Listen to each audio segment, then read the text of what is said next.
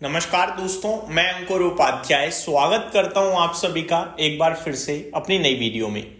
दोस्तों, 4 स्टॉक्स आप सभी के साथ इस वीडियो में डिस्कस करूंगा। हाई रिस्क है, high risk in the mean कंपनियां चारों बढ़िया हैं। रिस्क मेरा ये बिल्कुल मतलब नहीं होता मैं कि कुछ गड्ढा कंपनी उठा के लेके आ जाऊं या कोई बिल्कुल नकली कंपनी ना। हाई रिस्क करंट सिचुएशन में है, जैसे कि वॉलेटिलिटी अपनी पीक पे है। समझ रहे हो बात को? खबरों के दम पर बड़े बड़े मूव आ रहे हैं नीचे ऊपर दोनों तरफ, लेकिन एक्चुअली में कंपनियों में दम है। और ये जो बाजार अभी लास्ट वीक काफी वॉलेटाइल हुआ है, इस बीच में स्टॉक्स गिरे बहुत ज्यादा है, ठीक है। और अभी अगले वीक स्टेबिलिटी आएगी कल से, या और वॉलेटिलिटी बढ़ेगी, बाजार नीचे जाएगा ऊपर जाएगा, वो तो हमें वक्त ही बताएगा। मैं तो चाहूंगा ऊपर चला जाए, बट नीचे चला जाएगा हम उसमें कुछ कर नहीं सकते हैं, लेकिन अपॉर्चुनिटीज तलाशते रहेंगे। तो मैं ये 4 स्टॉक आपके साथ केवल इस पर्पस से शेयर कर रहा हूं कि अगर बाजार गिरता है तो ये भारी गिरावट दिखा सकते हैं, क्योंकि ये है हाई बीटा। एक होता है लो बीटा, एक होता है हाई बीटा, एक न्यूट्रल होता है, ठीक है। एग्जाम्पल के रूप में अगर बैंकिंग फाइनेंशियल्स में मूव आता है तो बजाज फाइनेंस 1-8% का मूव नहीं देता, ये 5 से 8% तक का मूव दे देता है, जिसमें 4 लाख करोड़ की कंपनी है। छोटी कंपनी नहीं है, लेकिन मूव स्मॉल कैप जैसा दे सकती है, मिड कैप जैसा दे सकती है, क्योंकि ये हाई बीटा स्टॉक है। वहीं अगर मैं आईटीसी की बात करूं, इसके लिए मतलब जिंदगी की सबसे बढ़िया खबर भी आ जाएगी ना, तो भी ये शेयर 4-5% से ज्यादा नहीं चलेगा। ये कुछ स्टॉक्स होते हैं ऐसे, ये लो बीटा, ये सेफ माने जाते हैं, मूव ही नहीं देंगे, सेफ है, कुछ नहीं करेंगे। सेम चीज कंसीडर आप बाकी के एफएमसीजी स्टॉक्स के साथ भी कर सकते हो। मीडियम में तो बहुत सारी आ जाते हैं, उनका क्या ही डिस्कशन करना। तो ये कहने का मतलब ये कि एक होता है आपका हाई बीटा, जिनमें मूवमेंट बड़ी रहती है। अब बहुत सारे स्टॉक तो ऐसे हैं जो 10% की रेंज में पूरी साल तक घूमते रहेंगे, ठीक है, उन्हें लो बीटा कहते हैं हम। अब ये 4 जो है ना, ये इतने हाई बीटा है कि ये एक एक दिन में 10-10% डेली घूम सकते हैं और बहुत दिनों तक घूमते भी हैं, इन्हें खबरों की भी जरूरत नहीं पड़ती। तो अब आप समझ गए होगी कि मैं किस बेस पे हाई रिस्क कह रहा हूं। एक एक करके स्टॉक डिस्कस करता हूं। पहला स्टॉक है दोस्तों डिक्सन टेक्नोलॉजीज। देखो, इस स्टॉक ने इन्वेस्टर्स को खूब पैसा बना के दिया है लंबी अवधि में, और करंट सिचुएशन में डिप भी काफी अच्छी आ गई है। अब तो खैर 13,400 हो गया, 13,400 हो गया। अभी जब 12,300 था ना, उस दिन भी भगवान के आशीर्वाद से मैंने वीडियो भी बनाई। मैंने आपसे कहा गोल्डन अपॉर्चुनिटी है इस स्टॉक में।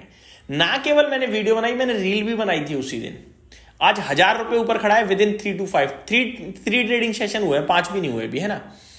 मैं कह रहा हूं कि ये स्टॉक अगर बाजार की करेक्शन में नीचे जाता है तो इस पे आप नजर बनाइए, एक्यूमुलेट कीजिए, होल्ड कीजिए, कुछ नहीं करना आपको।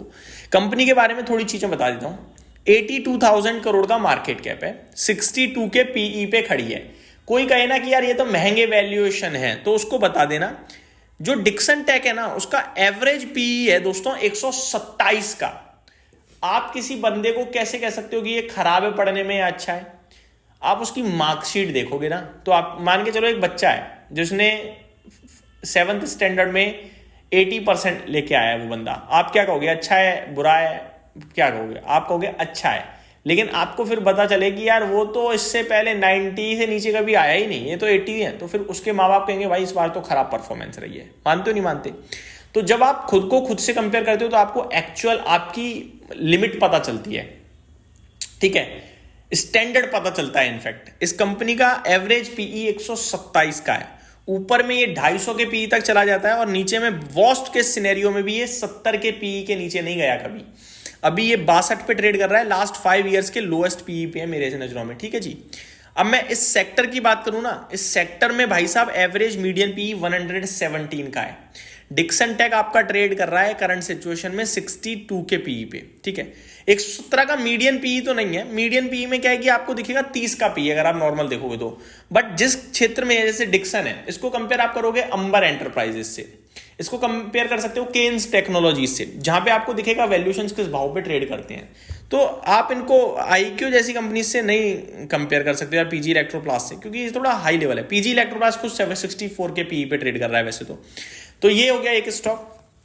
अगर मैं बात करूं कंपनी के फाइनेंशियल्स की, तो कंपनी ने मुनाफा पोस्ट करा है FY25 में 1200 करोड़ का, और अभी बीते 12 महीने में 1700 करोड़ का। कंपाउंडेड प्रॉफिट ग्रोथ 5 साल की 45% है, 10 साल की 52% है, 3 साल की 60% है। अब आप समझ सकते हो कि किस लेवल की कंपनी है। कंपनी के पास रिजर्व्स पड़े हैं 4000 करोड़ के, बोरोइंग्स हैं 1400 करोड़ की। शेयर होल्डिंग में प्रमोटर्स 29% ओन करते हैं, एफआई 20%, डीआई 28% और पब्लिक 21%। पहला स्टॉक ये है, थोड़ा ज्यादा स्ट्रेच होगी डिटेल्स, थोड़ा बात करेंगे अब।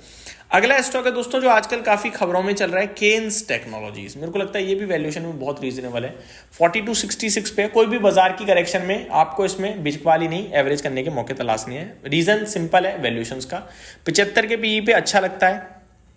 दूसरी बात, करंट सिचुएशन में खबरों के दम पर टूटा है। मुझे लगता है जैसे ही चीजें सॉल्व हो जाएंगी वैसे ही स्टॉक भी बाउंस बैक कर जाएगा। शेयर होल्डिंग पैटर्न में अभी तक कोई दिक्कत मुझे दिख नहीं रही है, जहां पे प्रमोटर्स 53%, 10%, एफआईआईज, डीआईज 23%, पब्लिक के पास मात्र 12% है। तीसरा स्टॉक दोस्तों जो मेरे को इस समय समझ में आ रहा है इस क्षेत्र से, एक्चुअली में इस क्षेत्र से तो नहीं है, ये थोड़ा एक्चुअली में ही high risk type stock situation create करके बैठा हुआ है, वो है अनंतराज। जी हाँ, कंपनी बढ़िया है, रियल एस्टेट में भी है और डेटा सेंटर में भी है। करेक्शन बहुत बढ़िया हो गई है, अब 19,800 करोड़ के मार्केट कैप पे मेरे को लगता है रीजनेबल है कहीं ना कहीं। 128 की बुक वैल्यू है, 550 पे ट्रेड कर रहा है, 40 का पीई है, तो सस्ता भी लगने लगा है। देखो अगर रियल एस्टेट वाले वैल्यूएशन भी दूंगा तो 34 का तो मीडियन पीई रियल एस्टेट का भी है, इसमें डेटा सेंटर का भी हाई पी बिजनेस है इसमें, तो मेरे को लगता है 40 से नीचे तो नहीं जाना चाहिए। ग्रोथ अच्छी दिख रही है कंपनी की, अभी 493 करोड़ का लास्ट 12 मंथ्स का प्रॉफिट है, कंपाउंडेड प्रॉफिट ग्रोथ अच्छी ग्रो करते हुए दिख रही है। रिजर्व्स 4300 करोड़ के हैं, 19,000 करोड़ का टोटल मार्केट कैप है, तो बढ़िया कंपनी लग रही है मुझे। प्रमोटर्स 57% ओन करते हैं, एफआईज 13%, डीआईज 6% समथिंग, पब्लिक के पास 23% है, जिसमें से 2% बड़े लोगों पे। तो मेरे को एक स्टॉक अच्छा लगता है। लास्ट है ये, एक्चुअली में थोड़ा आप अलर्ट में भी रह सकते हो उसमें, ट्रांसफॉर्मर एंड रेक्टिफायर्स। बहुत बड़ी करेक्शन हो गई है, लेकिन मेरा मानना यह है कि अब कहीं जाके ऐसा लग रहा है कि स्टेबिलिटी आनी चाहिए इस स्टॉक में। 280 रुपए पे 17% का मूव कल ही आया था फ्राइडे, मतलब कि मेरे को लगता है और भी अच्छे मूव गेन कर सकता है स्टॉक। 44 रुपए की बुक वैल्यू है, 280 पे, तो महंगा तो अभी भी ये है बुक वैल्यू वाइज काफी ज्यादा, लेकिन अब कहीं ना कहीं मुझे लगता है स्टेबल होना चाहिए इस भाव पे। तो ये मेरी तरफ से आपके लिए अपडेट थी, उम्मीद करता हूँ वीडियो पसंद आई होगी। Thank you so much for watching this video, have a great day guys.